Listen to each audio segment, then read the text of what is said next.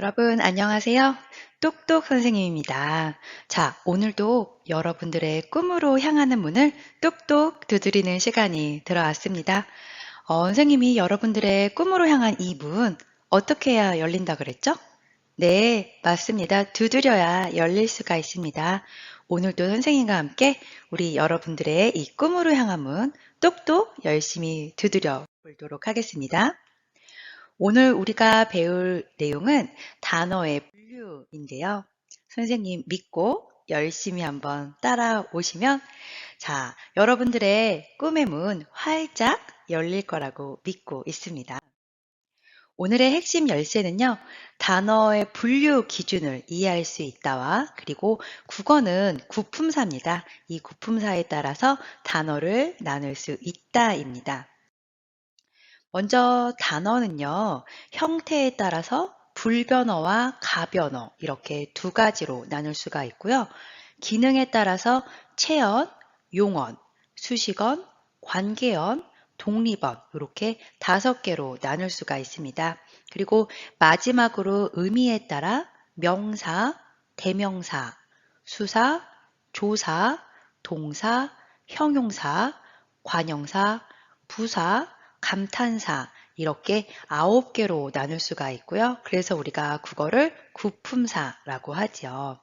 각각의 사례를 통해서 우리 하나씩 깊이 이해해 보는 시간 갖도록 하겠습니다. 먼저 형태에 따른 분류인데요. 형태를 기준으로 형태가 변화한다면 가변어이고 변화하지 않으면 불변어입니다. 이게 무슨 말이냐고요. 여기 책상, 연필, 학교라는 선생님이 예시 단어를 가지고 왔는데요. 책상 우리가 형태를 바꿀 수가 있을까요? 바꿀 수가 없죠. 연필 어떻게 바꿀 수가 없습니다. 학교도 마찬가지죠. 형태를 바꿀 수가 없다면 우리는 이것을 불변어라고 하고요. 이것과 다르게 형태를 기준으로 우리가 형태를 변화시킬 수가 있습니다. 예를 들어 볼게요. 먹다가 있는데 우리가 먹다를 활용해 보면 먹자, 먹을래? 뭐 이런 식으로 활용할 수가 있죠. 자다도 마찬가지입니다. 자자, 잘까, 잘래 이런 식으로 우리가 활용이 가능합니다. 가다도 마찬가지로 가자, 갈까, 뭐 이런 식으로 우리가 활용을 할 수가 있죠. 그래서 형태를 변화할 수 있다면 가변어, 그렇지 않으면 불변어라고 합니다. 가변어와 불변어의 구분은 그렇게 어렵지 않아요. 이번엔 기능에 따라서 우리가 5가지로 분류를 해볼 건데요. 먼저 체어는 문장에서 주어나 목적어 등의 기능을 하는 단어를 말합니다. 문장으로 보면 나는 새 옷을 그만 살래 라고 했을 때 이때 주어 나이죠. 그쵸? 그리고 목적어 옷입니다. 이러한 것들을 우리는 체언이라고 합니다. 두 번째 용언인데요. 용언이란 문장에서 사물이나 사람의 움직임이나 작용을 나타내거나 또는 상태의 성질을 표현하는 단어를 말합니다. 나는 새 옷을 그만 살래 라고 했어요. 그만 사겠다라는 거죠. 나의 움직임을 나타내고 있으므로 여기에서 이 살래는 용언에 해당합니다. 세 번째 수식언인데요. 문장에서 체언이나 앞에 나왔던 것들이죠. 용언을 꾸미는 역할. 그렇죠. 우리가 이것을 수식언이라고 합니다. 여기에서 새는 옷을 꾸며주고 있죠. 그리고 그만은 이 살레를 꾸며주고 있습니다. 그래서 이 새와 그만 이러한 것들을 우리는 수식언이라고 합니다. 네 번째 관계언인데요. 관계언은 체언 뒤에 붙어서 문법적 관계를 나타내거나 의미를 더해주는 단어를 말하는데요. 아까 살펴보았던 문장 나는 새 옷을 그만 살래 여기에서 는은 나 뒤에 붙어서 이 나가 주어라는 것을 나타내주고 있고 여기에서 옷을 해서의 을은 옷 뒤에 붙어서 이게 목적어라는 것을 나타내주고 있습니다. 우리는 이러한 것을 관계언이라고 하는데요. 이때 우리 관계언에 하나의 특징이 있습니다. 혼자 쓸 수가 없다라는 것이죠. 혼자 쓸 수 있는 나, 옷 이런 것들 뒤에 붙어 있을 때만 쓸 수 있답니다. 마지막 다섯 번째 독립어입니다. 독립어는 문장 속에 어떠한 단어와도 연결되지 않고 독립적으로 쓰이는 단어를 말하는데요. 챗, 나는 그 옷을 그만 살래. 여기에서의 앞에 쓰였던 이러한 챗, 이러한 것들이 바로 독립어이라고 할 수 있죠. 자, 마지막으로 의미에 따른 분류 살펴보도록 하겠습니다. 첫 번째 명사예요. 명사는 사람이나 사물, 장소 등의 이름을 나타내는 말인데요. 예를 들어서 선생님 이런 것처럼 보통 명사도 있고 똑똑쌤 이런 것처럼 고유 명사를 나타내는 거죠. 특정한 하나의 대상을 나타내는 건 고유 명사입니다. 또 홀로 쓰일 수 있는가 그렇지 않은가에 따라서 자림 명사와 의존 명사로 나뉩니다. 두 번째 대명사인데요.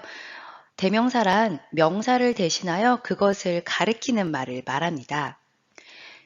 대명사에는 지시대명사와 인칭대명사가 있는데 사물이나 장소를 나타낸다면 지시대명사이고 사람을 나타낸다면 인칭대명사이죠. 세 번째는 사물의 수량이나 순서를 나타내는 말인 수사인데요. 자, 하나, 둘 이런 식으로 수량을 나타낸다면 양수사, 수량이죠. 양수사라고 하고 첫째, 둘째 이런 식으로 순서를 나타낸다면 자, 여기에 서를 가지고 와서 우리가 서수사라고 합니다. 네 번째는 바로 동사인데요. 동사는 사람이나 사물의 움직임을 나타내는 말입니다. 예를 들어서 걷다. 어때요? 움직임이죠.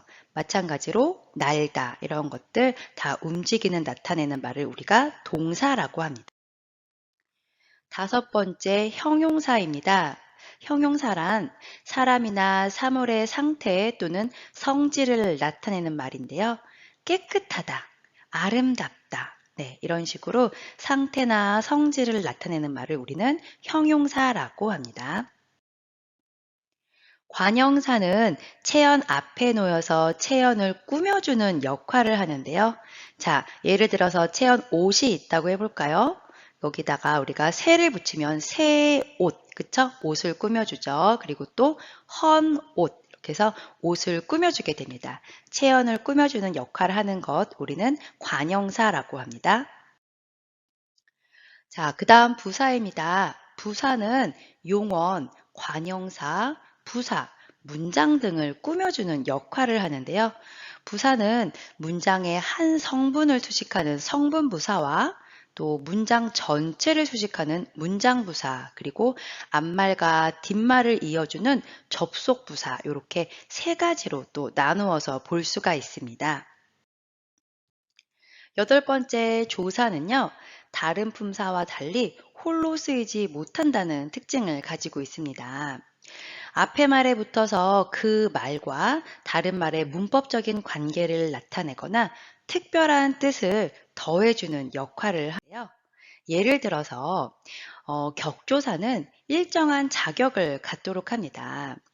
예를 들어서 내가 뛴다는 자, 내 뒤에 붙어서 주어라는 자격을 주는 거고요. 그쵸? 밥을 좋아한다. 그래서 이 목적어라는 자격을 갖도록 합니다. 그래서 이것은 우리가 격조사라고 하고요.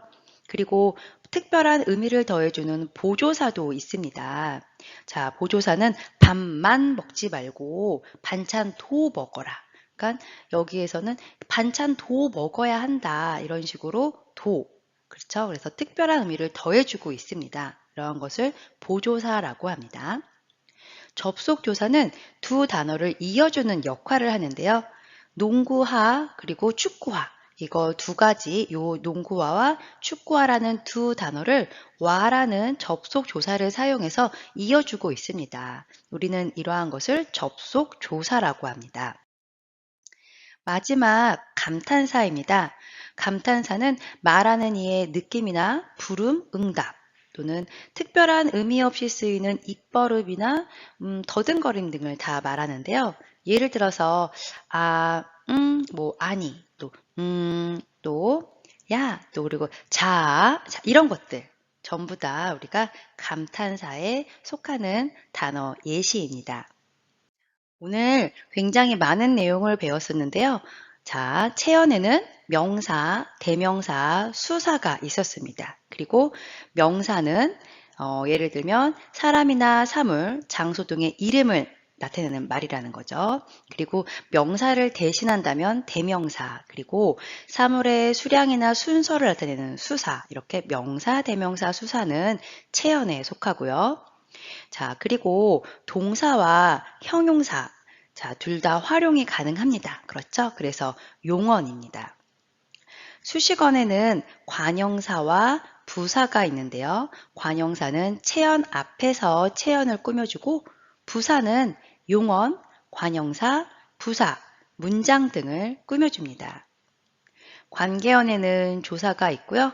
이러한 조사는 문장에서 홀로 쓰이지 못하고 다른 말에 붙어서 그 말과 다른 말의 문법적인 관계를 나타내거나 특별한 뜻을 더해주죠.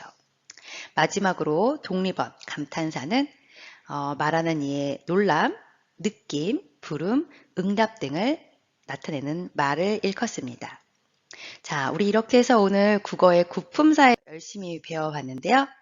자, 똑똑쌤은 항상 여러분들의 꿈을 향한 문 응원하도록 하겠습니다.